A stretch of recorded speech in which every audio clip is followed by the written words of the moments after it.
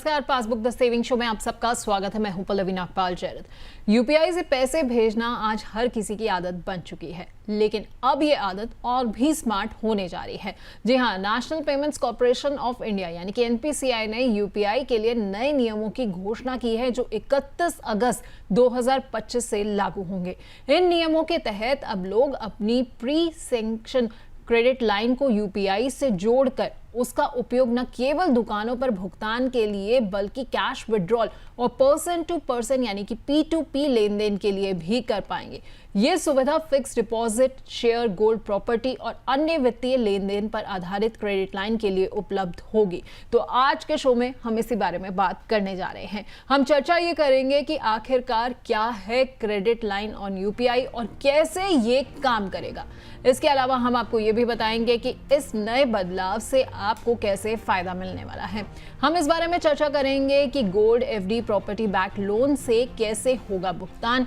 इसके अलावा बात इस बारे में कि कैश निकालने की सुविधा में कितनी लिमिट जो है वो मिलेगी, और ये भी चर्चा होगी कि नई व्यवस्था में कौन से ट्रांजैक्शन को होंगी मंजूर। लेकिन सबसे पहले हम जरा ये समझ लेते हैं कि संजय जैन जी की दुविधा क्या थी। मेरठ के व्यापारी संजय जैन ने दुकान के विस्तार के लिए बिजनेस लोन लिया है। हाल ही में उन्हें अपने कारीगर को 2 लाख रुपए का भुगतान करना था, लेकिन परेशानी ये थी कि लोन अकाउंट यूपीआई से लिंक नहीं हो सकता था। उन्हें नेट बैंकिंग के जरिए पेमेंट करनी पड़ी, यानी पेमेंट करना उतना ही झंझट भरा था।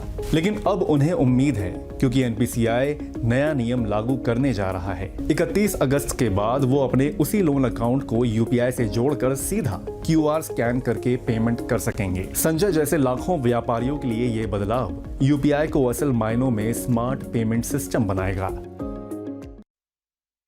तो कैसे जो है अब आपकी जिंदगी बदलने वाली है, इस बारे में हम चर्चा करने जा रहे हैं। और हमारे साथ चर्चा में खास मेहमान भी जुड़ रहे हैं। हमारे साथ रुपया पैसा के मैनेजिंग डायरेक्टर मुकेश पांडे जी जुड़ रहे हैं। मुकेश जी, आपको बहुत बहुत स्वागत है। Thank you so much for inviting me to your show. Mukesh ji, सबसे पहले मैं यही समझना चाहूंगी कि एनपीसीआई ने लोन अकाउंट से यूपीआई ट्रांजैक्शन की इजाजत दे दी है, लेकिन आखिरकार ऐसा क्यों किया गया है? आखिरकार इसके पीछे का असल मकसद क्या है? देखिए, बहुत सिंपल है। गवर्नमेंट चाह रही है कि लोग ज्यादा से ज्यादा डिजिटल पेमेंट को अपनाएं, और कुछ टाइम पहले आई थिंक लास्ट सितंबर के अंदर में या अगस्त के अंदर में क्रेडिट लिमिट की भी बात करी गई थी। अब उसी क्रेडिट लाइन को या क्रेडिट लिमिट को अब यूपीआई पेमेंट के साथ लिंक करने की बात करी जा रही है, जो कि 1 अगस्त से चालू होने वाला है।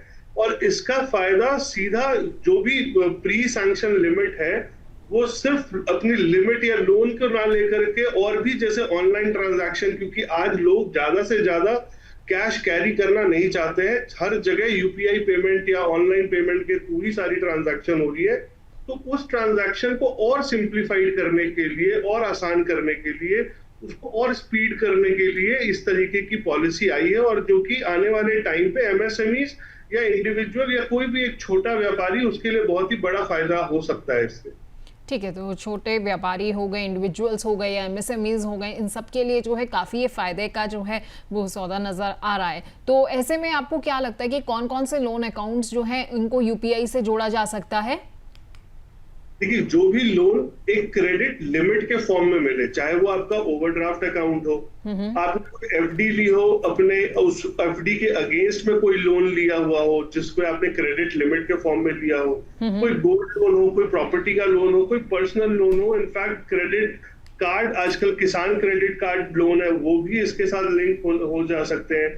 और भविष्य में ऐसे आने वाले और भी लोन प्रोडक्ट्स में इस तरीके की इम्प्लीमेंटेशन देखी जा सकती है। ठीक है, तो तमाम तरह के, चाहे ओडी हो गया, एफडी हो गया, क्रेडिट कार्ड हो गए, किसान क्रेडिट कार्ड हो गए, इन सब के साथ जो है ये फैसिलिटी आपको मिल सकती है। लेकिन मुकेश जी, क्या सभी बैंक जो है वो अपने ग्राहकों को ये सुविधा देंगे? नहीं, देखिए, फिलहाल तो ये अभी ऑप्शनल है। धीरे धीरे देखना है कि बैंक इसको किस तरीके से अपने सिस्टम में इम्प्लीमेंट करती है, बट उम्मीद है कि धीरे धीरे अधिकांश बैंक और एनबीएफसी इसको अपनाएंगे, क्योंकि एनपीसीआई ने अब एक प्लेटफॉर्म बना करके तो दे दिया है। अब बैंक धीरे धीरे इसको इम्प्लीमेंट करती है और अपने यूजर्स तक पहुंचाती है, वो उसकी जिम्मेदारी है। और देखते हैं वो धीरे धीरे किस तरीके से रूप लेगा सारे बैंक और एनबीएफसी के साथ। ठीक है, तो उम्मीद हम यही करते हैं कि ज़्यादा से ज़्यादा बैंक जो है इस सुविधा को अपने ग्राहकों तक ज़रूर पहुंचाएंगे। लेकिन क्या इसका मतलब है कि अब बिजनेस लोन से जो है वो किराया, पेमेंट, ट्रांसफर सब कुछ जो है वो यूपीआई के जरिए ही हो जाएगा? देखिए, अगर ये बिजनेस लोन आपके क्रेडिट लाइन के रूप में आपको मिला है, आपके पास एक टर्म लोन की भी फैसिलिटी होती है बिजनेस लोन के अंदर में, जिसमें कोई क्रेडिट लिमिट नहीं है, लेकिन अगर आपका business loan pre sanction credit line के रूप में है और वो आपको बैंक यूपीआई लिंक से लिंक करने के लिए अनुमति देती है, तो हाँ, कोई भी बिजनेसमैन जिसने बिजनेस लोन लिया हुआ है, वो चाहे अपने एम्प्लॉय का वेतन हो, अपने सप्लायर की पेमेंट हो, कोई भी ट्रांसफर अपने बिजनेस रिलेटेड अगर उस यूपीआई के थ्रू करना चाहे तो बड़े आसानी से कर पाएगा। ठीक है, ठीक है। तो मुकेश जी, मैं आपके पास वापस लौटूंगी, लेकिन इस बीच में मैं हमारे तमाम दर्शकों को बताना चाहती हूँ कि अगर आप भी अपने सवाल जो हैं वो हमें भेजना चाहते हैं, मुकेश जी से अपने कुछ सवाल पूछना चाहते हैं, तो बहुत सिंपल सा तरीका है। आपको क्या करना है कि सबसे पहले आपको अपने यूट्यूब के लिंक पर जाना है, वहाँ पर अपने सवाल जो हैं वहाँ से कॉमेंट सेक्शन में जाकर टाइप करने हैं और अपने सवाल भेजने हैं। इसके अलावा आप व्हाट्सएप के ज़रिए भी अपने सवाल जो हैं हमें भेज सकते हैं। आपको क्या करना है कि व्हाट्सएप में जाना है मैसेज में और आपको लिखना है पासबुक का शॉर्ट फॉर्म है पास, उसे लिखिए, उसके बाद एक स्पेस दीजिए और स्पेस देकर जो है अपना सवाल टाइप कीजिए और 9354027995 पर जो है अपना मैसेज हमें भेज दीजिए। हम आपके सवालों को अपने शो में जरूर शामिल करेंगे। इसके अलावा आप फेसबुक और एक्स के जरिए भी अपने सवाल जो हैं हमें भेज सकते हैं। और इस बीच में मेरे साथ मेरे सहयोगी अभिषेक गुप्ता जो है वो जुड़ रहे हैं और अभिषेक जो है आपको कुछ जानकारी देना चाह रहे हैं। अभिषेक आपको ये बता रहे हैं कि कौन कौन से ऐसे लोन अकाउंट्स हैं जिनसे जो है ये यूपीआई जुड़ने वाला है। तो अभिषेक के पास चलते हैं। Thank you Pallavi. अब लोन अमाउंट भी जो होंगे वो आपके यूपीआई से लिंक हो जाएंगे, यानी कि किसी भी एसेट के बदले जो आप लोन लेते हैं वो आप यूपीआई से लिंक कर सकेंगे और उसके ज़रिए सिंपली लोन अमाउंट को आप यूपीआई के ज़रिए पे कर सकेंगे। लेकिन ऐसे कौन से लोन अमाउंट हैं, लोन अकाउंट्स हैं जो कि अब इंकॉर्पोरेट किए जाएंगे यूपीआई से, तो चलिए एक एक करके उनके बारे में जान लेते हैं। तो पहले यहाँ पर आप देख सकते हैं कि पहले सिर्फ ओवरड्राफ्ट की फैसिलिटी होती थी और रुपए क्रेडिट कार्ड को ही यूपीआई से लिंक किया जा सकता था, लेकिन अब एक कदम आगे बढ़ते हुए सरकार ने ये फैसला लिया है कि अब एफडी पर लोन भी यूपीआई से लिंक किया जा सकेगा, यानी कि एफडी अकाउंट के बदले, एफडी फिक्स डिपॉजिट के बदले जो आपने लोन अमाउंट लिया हुआ है वो भी यूपीआई से लिंक किया जा सकेगा। इसके अलावा क्या है, बॉन्ड और शेयर भी जो लिस्ट बॉन्ड और शेयर के बदले जो आपने लोन लिए होंगे वो भी आप यूपीआई से लिंक कर सकते हैं, उसके ज़रिए भी आप यूपीआई से पेमेंट कर सकेंगे। उसके बाद और भी कई सारी चीज़ें हैं, चलिए एक एक करके उनके बारे में भी जान लेते हैं। तो यहाँ पर आप देख सकते हैं कि प्रॉपर्टी मॉर्टगेज लोन से भी आप यूपीआई पेमेंट संभव होगा, यानी कि प्रॉपर्टी को गिरवी रख के जो आपने लोन लिया होगा वो भी आप लोन अकाउंट जो होगा वो यूपीआई से लिंक कर सकते हैं और उसको आप यूपीआई के ज़रिए पे कर सकते हैं। गोल्ड के बदले जो आपने लोन लिया होगा वो भी यहाँ पर पॉसिबल होगा यूपीआई अकाउंट से लिंक करने के लिए। उसके बाद पर्सनल लोन और बिजनेस लोन अकाउंट्स को भी यहाँ पर यूपीआई से लिंक करने की एक फैसिलिटी यहाँ पर भी लाई गई है, तो उनको भी लिंक किया जाएगा और इसका भी जो लोन अमाउंट जो होगा वो आप यूपीआई से एक तरह से सीमलेसली पे कर सकते हैं।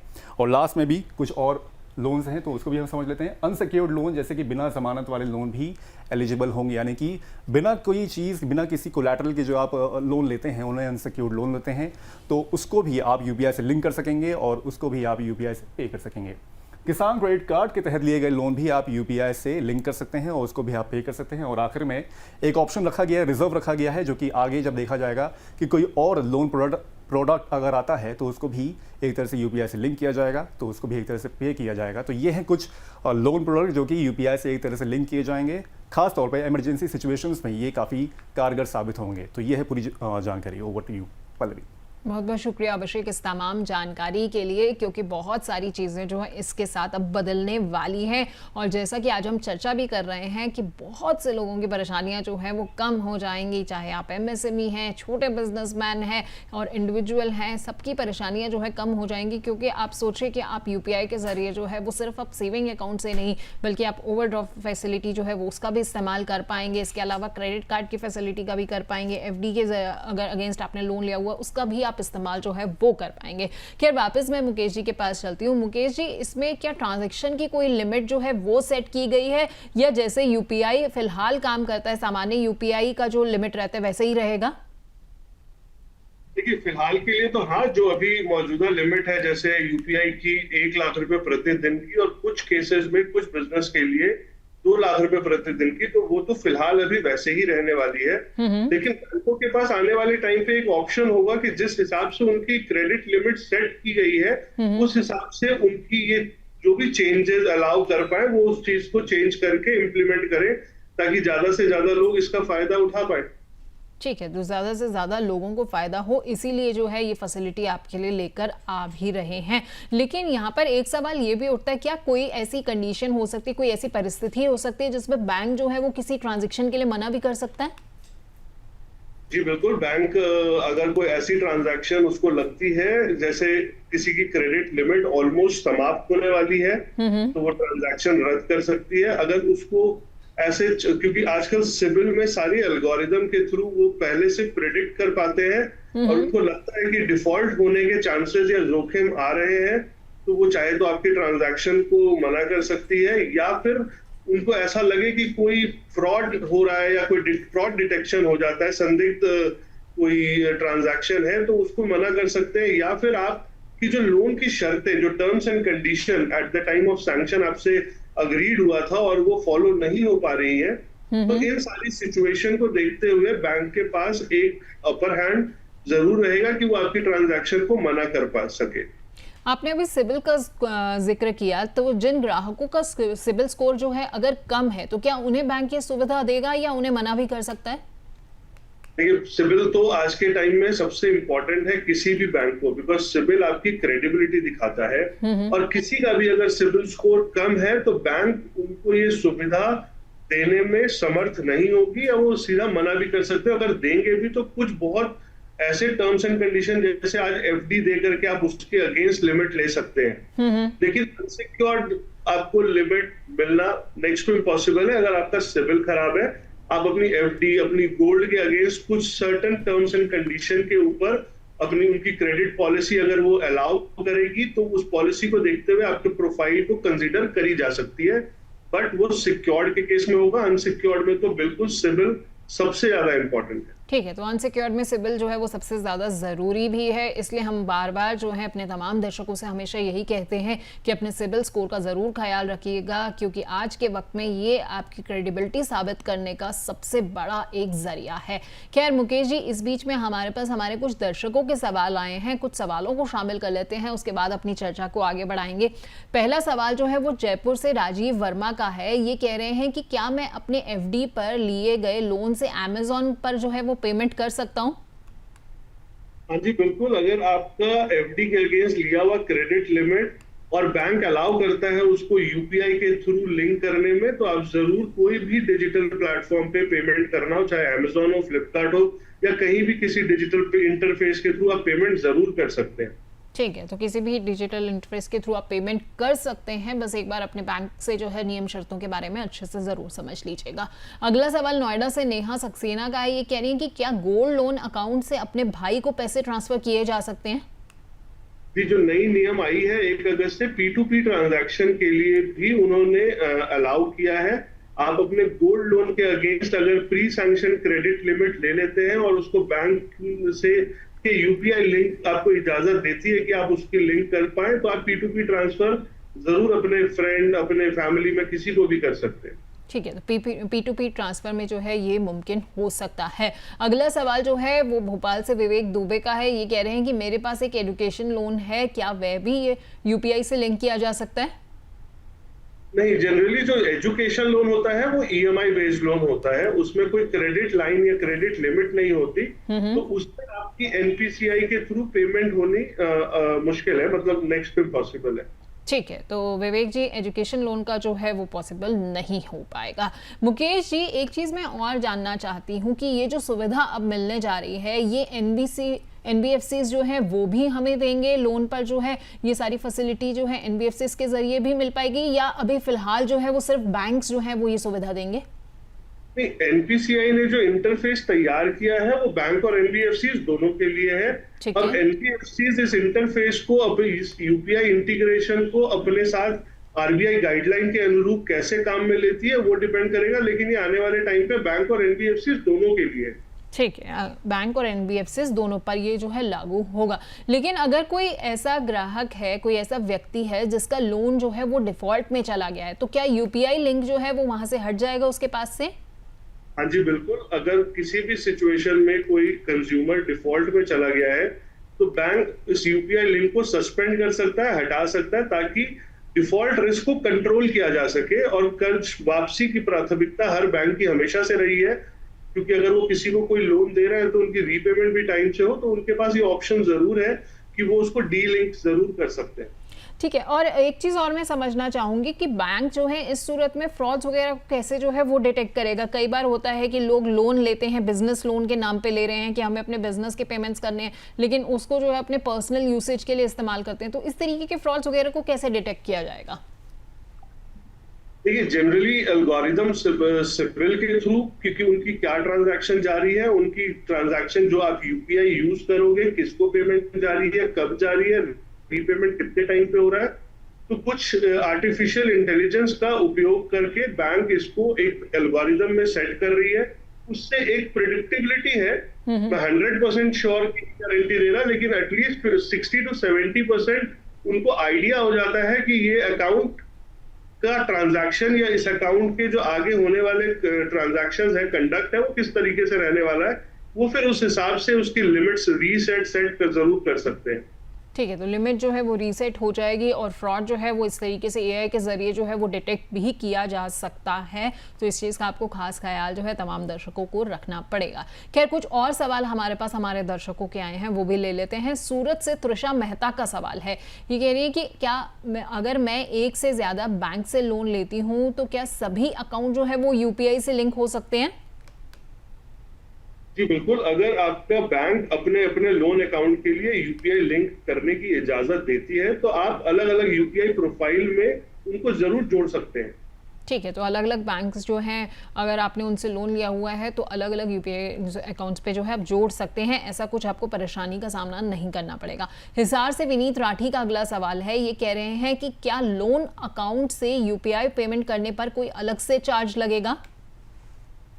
देखिए, अभी तो इसकी क्लैरिटी नहीं है और फिलहाल कोई अतिरिक्त चार्जेस की कोई इंफॉर्मेशन भी नहीं है, लेकिन बैंकों को चार्ज करने की छूट है। वो धीरे धीरे पता चलेगा कि अगर उनका कुछ इस तरीके की वो पॉलिसी इंप्लीमेंट करते हैं, और ग्राहकों की इसकी सूचना एसएमएस के थ्रू और नेट बैंकिंग के थ्रू जरूर मिलेगी।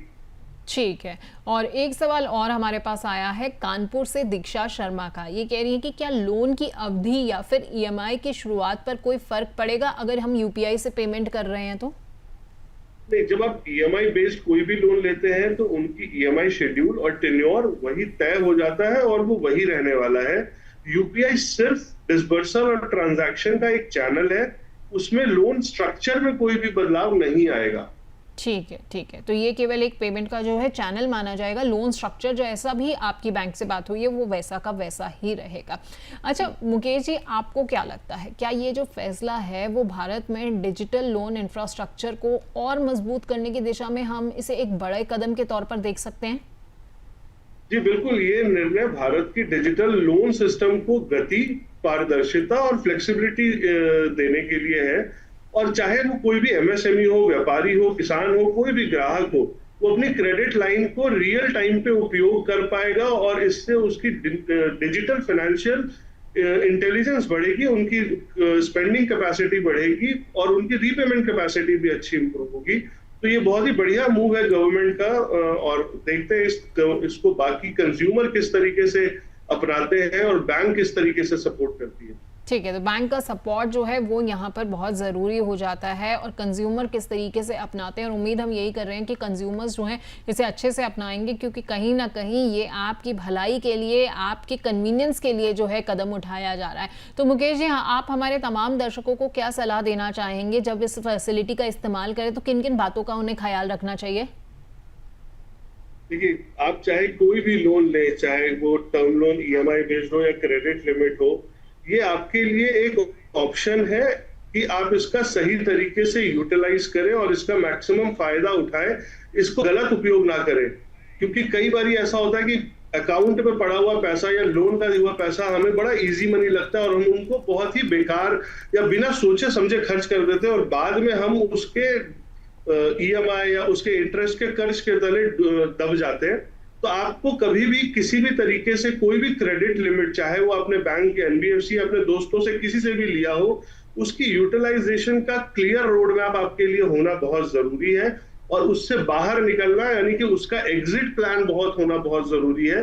ये सारी फैसिलिटी गवर्नमेंट आपको सपोर्ट करने के लिए दे रही है, लेकिन इसको सही तरीके से यूज करना, वाइजली यूज करना, अपने फायदे के लिए यूज करना, ये आपके इंटेलिजेंस के ऊपर है, आपके सोच के ऊपर है। तो आप उसको ढंग से यूटिलाइज करें। बड़े बुजुर्ग कह के गए हैं कि पैसे से पैसा बनता है, लेकिन ये लोन या क्रेडिट लाइन ना दो धारी तलवार के तरीके से है। अगर आप इसको ढंग से यूटिलाइज नहीं करेंगे तो जैसा कि हम सिविल की भी बात कर चुके हैं पहले, आपके सिविल स्कोर को इम्पैक्ट करेगा और धीरे धीरे सिविल स्कोर सबसे ज्यादा इंपॉर्टेंट है। कहीं से किसी के साथ भी आज के डेट में ट्रांजैक्शन करना, अभी तो बैंक और एनबीएफसी सिविल को बहुत ज्यादा महत्व दे रहे हैं। कल को हो सके आपके वेंडर्स, आपके डेटर, आपके क्रेडिटर्स भी सिविल चेक करके आपके साथ काम करना शुरू करें। तो अपने सिविल को अच्छा मेंटेन करना ही आपकी जिम्मेदारी है। तो आपके ऊपर है कि आप जो भी क्रेडिट लिमिट ले उसको ढंग से अपने फायदे के लिए यूटिलाइज करें, उसका नाजायज इस्तेमाल ना करें।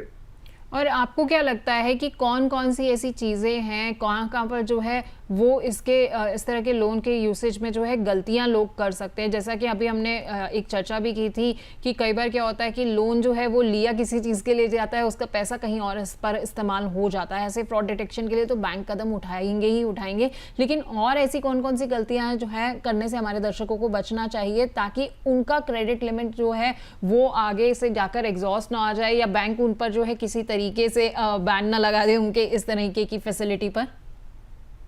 देखिए, एक चीज है जो सबसे पहले किसी को भी कोई भी लिमिट, कोई भी क्रेडिट कार्ड या किसी भी तरीके का कोई भी लोन यूटिलाइज करने से पहले अपने खुद से डिस्कस किया, अपने खुद से बात करनी है कि उसकी नीड है या उसकी डिजायर है। अगर उसकी नीड है तो नीड के हिसाब से वो जरूर उसको यूटिलाइज करे, उसकी जो भी जरूरतें उसकी पूरी करे और बाद में उसको रीपे करे। लेकिन आधे से ज्यादा टाइम हमने जो देखा है, लोग अपने डिजायर को पूरी करने के लिए ये लेते हैं, जो डिजायर फिर धीरे धीरे एक बंडल ऑफ लोन या बंडल ऑफ क्रेडिट कार्ड में एक्यूमुलेट हो जाता है और बाद में लगता है कि यार इससे बाहर नहीं निकल पा रहे और डिफॉल्ट्स बढ़ जाते हैं। तो आपको अपनी नीड और डिजायर का पता होना बहुत जरूरी है। एक फ्रेमवर्क मैंने इनोवेट किया था जिसके ऊपर में आर्टिकल भी पब्लिश हुआ था पीछे टाइम्स ऑफ इंडिया में। मैं उसका एक ब्रीफ देना चाहूंगा। आप कोई भी लोन से पहले एक वेयर फ्रेमवर्क है, W स्टैंड फॉर वाई। आप लिखिए अपना 10 मिनट समय लगा करके, W stand for why you need this loan, H how you want to raise this loan, E execution और end use of this loan, last के 2 is more important, ROI, इस पैसे, इस लोन से आपका क्या फायदा होने वाला है after interest to bank, and foremost what is your exit strategy to this loan और क्रेडिट लिमिट और एनीथिंग। तो अगर आपने इन चीजों को नोट करके लिख लिया अपने पास और लेने से पहले सारी चीजें इवैल्यूएट कर ली, तो chances of default are very less. वो कहते हैं ना, महाभारत में अभिमन्यु को चक्रव्यूह में घुसना बड़ा आसान लगा था, बाहर निकलना उसके लिए बड़ा मुश्किल था क्योंकि वो बाहर निकलने का रास्ता नहीं पता था। जब आप ये वेयर फ्रेमवर्क पे काम कर लेंगे तो आपके लिए एंटर करना और एग्जिट करना आपके लिए क्लियर है, तो आपके डिफॉल्ट होने के चांसेस बहुत कम हो जाएंगे। ठीक है, तो डिफ़ॉल्ट होने के चांसेस जो हैं अगर आप इस फ्रेमवर्क को फॉलो कर लेते हैं कम हो जाएंगे। लेकिन आपने चक्रव्यूह का जो है वो जिक्र किया था, तो मैं समझना चाहती हूँ मुकेश जी, आपको क्या लगता है कि यहाँ पर चूंकि बात हो रही है लोन की और लोन जो है अब आसानी से हमें मिल भी जाएगा, आसानी से जो है पैसा भी हाथ में आ रहा है, तो कहीं ऐसा तो नहीं है कि लोग जो है लोन ट्रैप में, लोन के चक्रव्यूह में कहीं फंसने लग जाएं ज़्यादा? ये मैंने बताया ना, शुरुआत में ही हमारी डिस्कशन हुई कि जरूरी है कि नीड और डिजायर को आइडेंटिफाई करें। अगर आप कोई पैसा अपने ग्रोथ के लिए ले रहे हैं और आपको वो ग्रोथ पता है, कहते हैं ना, अगर मैं और आप आज अभी नॉर्मल बात कर रहे हैं और बात करते करते हम अगर डिस्कस करें कि मैडम मुझे ना लोन लेना पड़ेगा, दैट मीन्स कि मैं कहीं ना कहीं किसी ना किसी ट्रैप में फंसने की तैयारी कर रहा हूँ। और मैं कहता हूँ यार मार्केट बहुत अच्छा चल रहा है, गवर्नमेंट बहुत अच्छा सपोर्ट कर रही है और इस टाइम पे एक्सपेंशन की अच्छी अपॉर्चुनिटी है। मुझे लगता है कि अपने फाइनेंस के अलावा बैंक से सपोर्ट लेकर के बिजनेस एक्सपैंड करने का सही समय है, तो लोन लेना चाहिए। तो ये आपकी सोच दिखाती है कि आप अपनी ग्रोथ के हिसाब से फाइनेंस ले रहे हो, तो फाइनेंस लेना में कोई बुराई नहीं है। वॉरेन बफे का एक बड़ा पुराना कोट है कि अगर मुझे पता हो कि मुझे पैसे को किस तरीके से यूज करना है तो मैं $100 बिलियन भी लोन पे ले सकता हूँ। तो यानी कि आपको पैसे का इस्तेमाल अगर पता है तो आप लोन लीजिए, लेकिन अगर आपको समझ नहीं आ रहा कि मैं लोन का करूंगा क्या, उसे कैसे सही तरीके से इस्तेमाल करूंगा, तो कहीं ना कहीं आप एक ट्रैप में फंस जाएंगे। कहने का मतलब है कि शोशेबाजी में यूज नहीं करना है। जी, अगर बिल्कुल जरूरत नहीं है या मेरा पॉकेट अलाउ नहीं कर रहा, फालतू के मैंने खर्चे कर लिए, दोस्तों को शॉपिंग करा दी, पार्टियां कर रहे हैं, क्रेडिट कार्ड को यूज कर रहे हैं, वो शोशेबाजी कम करनी है, जरूरत के हिसाब से यूज करें। लेकिन मुकेश जी, आप कह तो सही रहे हैं कि शोबाजी के लिए नहीं यूज करना है, लेकिन कुछ लोगों की ना प्रवृत्ति होती है कि वो क्या करेंगे कि भाई कर्ज लेकर भी घी पी रहे हैं। तो ऐसे में कहीं ऐसा तो नहीं है कि जैसे किसान क्रेडिट कार्ड है वो कहीं आगे जाकर जो है लोगों के लिए मुसीबत बन जाए? क्यों? क्योंकि यूपीआई का इस्तेमाल करके जो है लोग फटाफट अपना पैसा निकाले जा रहे हैं और ये नहीं सोच रहे हैं कि मुझे तो इसका पेमेंट भी करना है। तो बाद में ऐसे ही लोगों की जब सिविल खराब होती है और जब जरूरत एक्चुअल पड़ती है तो उनको किसी तरीके का सपोर्ट नहीं होता। तो मेरे को कई लोग ऐसे कहते हैं कि यार चलो अब तो सिचुएशन ठीक है, मैं वापस करने के सक्षम में हूँ, लेकिन अब जब गवर्नमेंट या बैंक मुझे सपोर्ट ही नहीं करेगा तो मैं बिजनेस रिवाइव कैसे करूँ। लेकिन ये यही बात हो गई कि अगर मुझे पहले से पता है कि मुकेश जी ने किसी से लोन लिया और उसकी रीपेमेंट नहीं करी है, तो मेरे को पूजा जी क्यों कोई किसी भी तरीके का सपोर्ट करेगी। बिल्कुल। सिविल आपका आईना है, आपके क्रेडिट वर्दीनेस का, वो दिखा रहा है कि आपने आज से अब तक कहां से कितने कितने लोन लिए और उनकी रीपेमेंट कैसे करी, टाइम पे करी। ठीक है, कभी कदार बिजनेस में उतार चढ़ाव आता है, डिले समझ में बैंक को भी आता है, लेकिन डिफॉल्ट हो जाना, ज्यादा दिन उस समय तक ओवरड्यू रहना, वो थोड़ा चैलेंजिंग है। उसमें फिर कोई भी किसी को सपोर्ट नहीं कर सकता।